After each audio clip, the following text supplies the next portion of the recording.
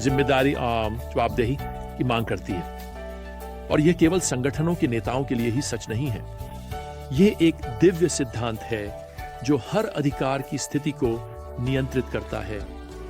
वास्तव में बाइबल हमें रोमियो के अध्याय 13 में बताती है कि भगवान नागरिक अधिकारियों को उनके पदों पर नियुक्त करते हैं और उनके पास कारण है वैसे जिन्हें हम कभी नहीं समझ सकते, लेकिन वह दुनिया को अपने अंतिम उद्देश्यों की ओर मार्गदर्शन कर रहे हैं और वे उनके प्रति जवाबदेह हैं।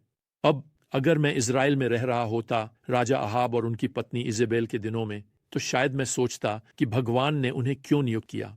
अहाब और इजेबेल जितने गैर जवाबदेह और दुष्ट हो सकते हैं उतने ही हैं, लेकिन मैं आपको बताना चाहता हूं उनके हिसाब किताब का दिन बस आने ही वाला है। एक राजा के अंतिम अध्याय हमें अहाब के शासन के अंतिम वर्षों के बारे में बताते हैं। अब भगवान ने कृपा करके अहाब और इजेबेल को बार बार पश्चाताप करने के अवसर दिए हैं। अब हमने अध्याय 15 में देखा कि सीरिया के राजा बेन हदद यहूदा के साथ एक सहयोगी बन गए थे। अब अध्याय 20 के पद 1 में हम पढ़ते हैं कि बेन हदद सामरिया पर चढ़ाई कर उसे घेर लिया और उसके खिलाफ लड़ाई की। दूसरे शब्दों में उसकी सेना ने उत्तरी राज्य की राजधानी शहर को घेर लिया है। अब पहले तो अहाब बेन हदद की मांगों को मान लेता है। वह सोना और चांदी चाहता है। अहाब जानता है कि उसके पास कोई मौका नहीं है, और वैसे अहाब मार्गदर्शन के लिए भगवान के पास नहीं जाता। यह वास्तव में कोई आश्चर्य की बात नहीं है।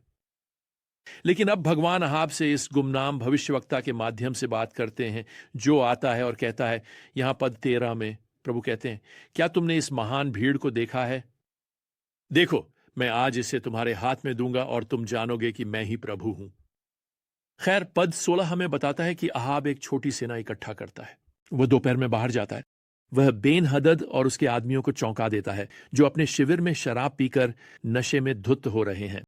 वे इतने अति आत्मविश्वासी हैं। वे अपनी जान बचाने के लिए भागते हैं और बेन हदद मुश्किल से घोड़े पर सवार होकर बच निकलता है। अब इस दिव्य उद्धार ने अहाब को पश्चाताप करने और आप जानते हैं भगवान को एक बड़ा धन्यवाद पत्र लिखने के लिए प्रेरित करना चाहिए था, लेकिन अहाब ऐसा नहीं करता। खैर, बाद में सीरियाई सेना लौटती है और अब वे आत्मविश्वास से भरे हुए हैं। वास्तव में पद 23 हमें बताता है कि वे आश्वस्त हैं।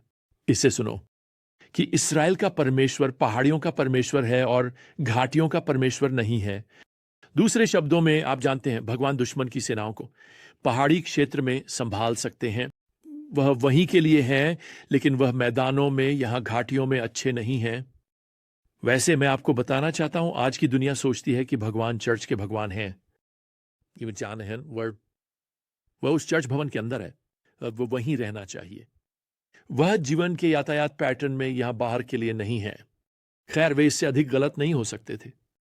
यहां एक बार फिर भगवान इज़राइल को एक बड़ी जीत देंगे। अहाब यहां तक कि बेन हदद को पकड़ लेता है, लेकिन उस पर न्याय लाने के बजाय वह उसके साथ एक समझौता करता है और वह इस दुष्ट दुश्मन राजा को जीवित शहर से बाहर जाने देता है। लेकिन अधिक महत्वपूर्ण बात यह है कि अहाब एक बार फिर पश्चाताप करने और भगवान का अनुसरण करने से इनकार करता है। सुनिए, भगवान लोगों को उन पर विश्वास करने के लिए कई अवसर आके देते हैं उसे। यह उस बाहरी सुंदरता और सृष्टि के डिजाइन के माध्यम से हो सकता है जिसे वे हर दिन देखते हैं। यह पाप के प्रति आंतरिक अपराध बोध और शर्म की भावना हो सकती है जिसे भगवान ने उनके दिलों पर लिखा है। लेकिन दुनिया भर के लोग बस स्पष्ट को पहचानने से इनकार करते रहते हैं। और यहां डरावनी बात है, किसी के पास इस बात की कोई गारंटी नहीं है कि भगवान उन्हें एक और अवसर देंगे।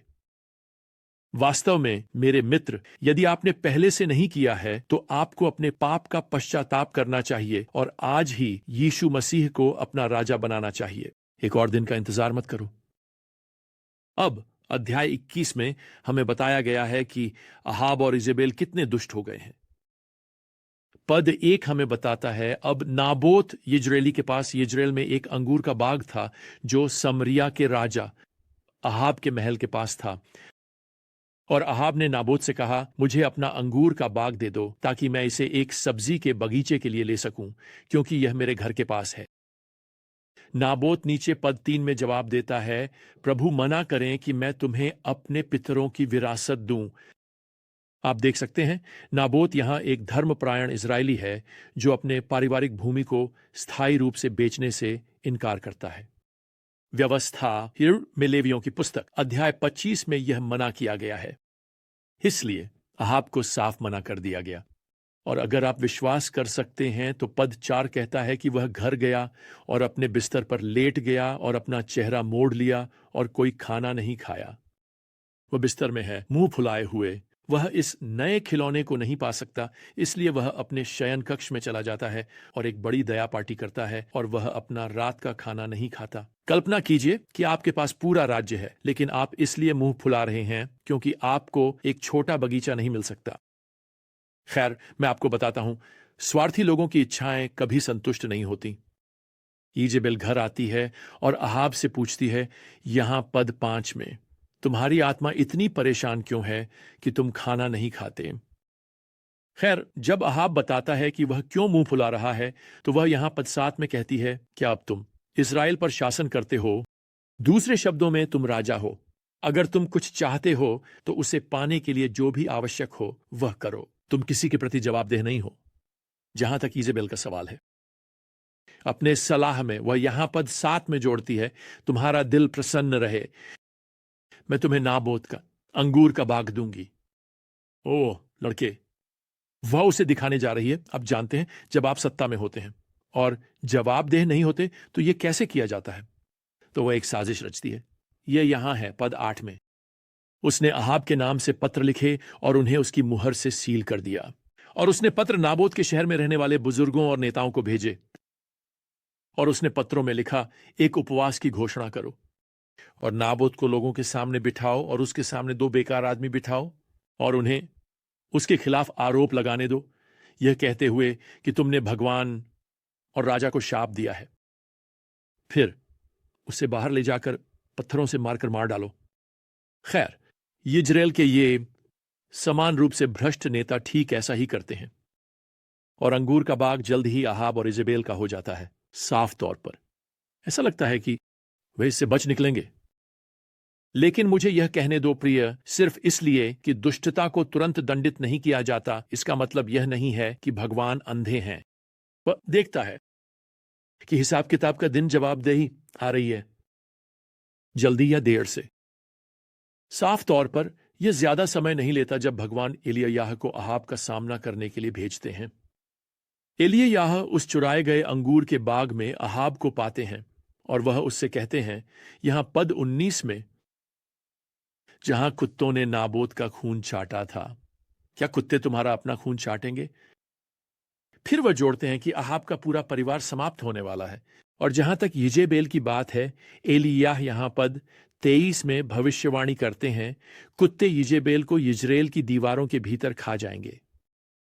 तो इस प्रकार ईश्वर भक्त नाबोत की निर्मम हत्या वास्तव में अंतिम बूंद है। अब कुछ अद्भुत होता है। अहाब अपने कपड़े फाड़ता है, टाट पहनता है और उपवास शुरू करता है। ये सभी पश्चाताप के बाहरी प्रतीक हैं और यह कुछ हद तक ईमानदार लगता है, क्योंकि प्रभु अहाब के वंश के खिलाफ निर्णय को तब तक टाल देते हैं जब तक अहाब की मृत्यु नहीं हो जाती। हालांकि हम बाद में खोजेंगे कि अहाब का पछतावा लंबे समय तक नहीं रहता। यह पूर्ण और सच्चा पश्चाताप नहीं है, लेकिन यहां संदेश को नजरअंदाज न करें। अहाब भगवान के प्रति उत्तरदायी है। वह भगवान की योजना के अनुसार राजा के पद पर था। भगवान यह निर्धारित करते हैं कि कोई कितने समय तक सिंहासन पर बैठता है, कितने समय तक उनके पास यह अधिकार होता है। वह कृपापूर्वक लोगों को पश्चाताप करने की चेतावनी देते हैं। अंत में जो लोग भगवान को अस्वीकार करते हैं, उन्हें एक दिन का सामना करना पड़ता है और कुछ के लिए यह बस कोने के आसपास है। देखिए, अहाब की ओर उंगली उठाने से पहले मेरा मानना है कि हम सभी में थोड़ा सा अहाब है, यहां तक कि ईसाइयों में भी। हम स्वार्थ, लालच, लोभ, घमंड, अधिकार के दुरुपयोग से संघर्ष कर सकते हैं। तो आइए यहां भगवान के वचन को सुने। आइए हम अपने पाप को प्रतिदिन स्वीकार करें। और प्रतिदिन उनके साथ चलें और इस समझ के साथ जीवन जिएं कि अंत में हम सभी भगवान के प्रति उत्तरदायी हैं। खैर, हमारी अगली यात्रा तक प्रियजनों, प्रभु यीशु मसीह की कृपा और भगवान का प्रेम और पवित्र आत्मा की संगति आप सभी के साथ हो। आमीन।